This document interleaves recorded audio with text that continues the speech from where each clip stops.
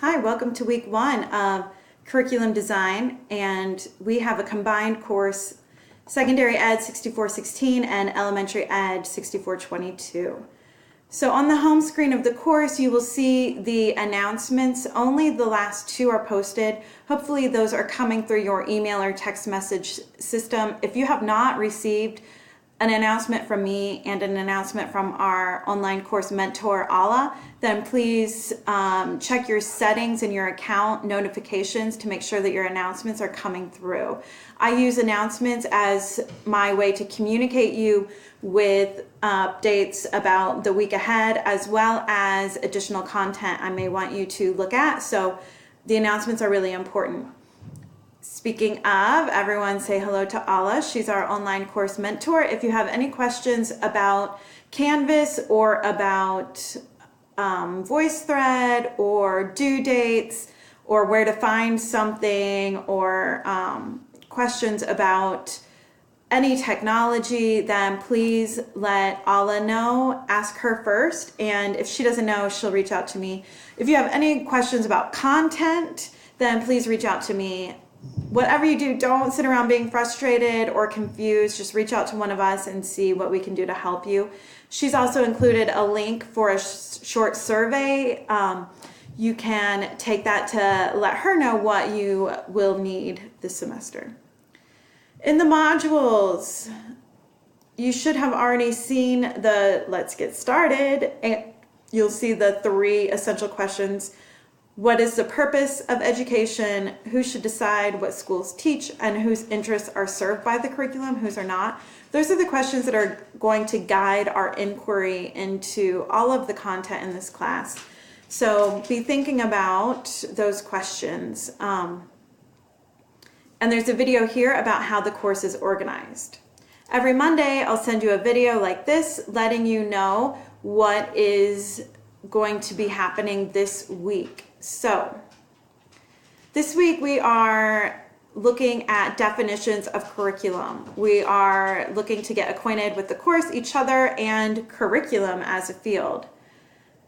You will read Oliva chapter 1, and if you have the 9th edition, which is Gordon, Taylor, and Oliva, then you'll still read chapter 1. Whenever I say Oliva text, it is the developing the curriculum.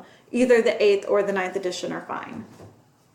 As far as assignments, you will do the discussion board. Please post by midnight, January 24th, and then read everyone's so that you know all the people in the course. We want to develop some community and make comments, ask people questions. At least 2 responses are due by the 27th. So whenever we have a discussion board post, look to see if there are responses that will also be due in the following days. I always give you 48 hours to do a response.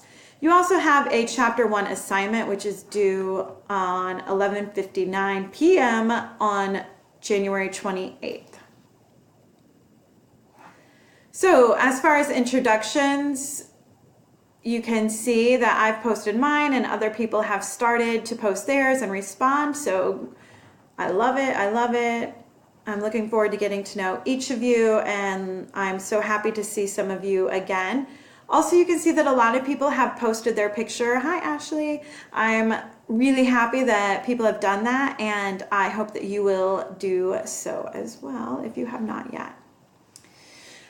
As far as chapter 1, the developing the curriculum text comes from a systems theory, and that's a great theory to use for curriculum development. But the theory that I personally use is critical theory. I come from a social justice frame. So sometimes there are ideas and concepts that are not in the book or are not emphasized in the book that I want you to think about.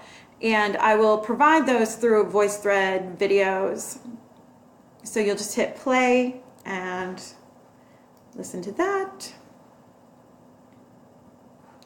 In the video, you'll hear me talk about the 21st century curriculum and the Partnership for 21st Century Skills Framework. And so I've put this here for you if you want to look at that. I also put 2 21st century frameworks from Canada to give you a comparative lens Another theoretical framework that I use in my teaching and research is global comparative education or international comparative education. And I think it's really helpful to look at our own work and then compare it to other countries. It helps us have a fresh take on what we are doing and what we're not doing.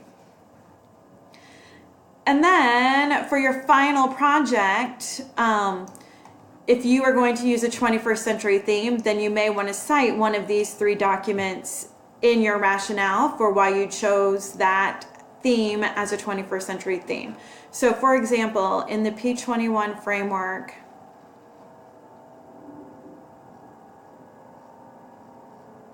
if you look down here, here are some examples of 21st century themes: global awareness, financial, economic, business, and entrepreneurial literacy, civic literacy, health literacy, environmental literacy. So any of those, or from a social justice angle, you can get some ideas from the video as well.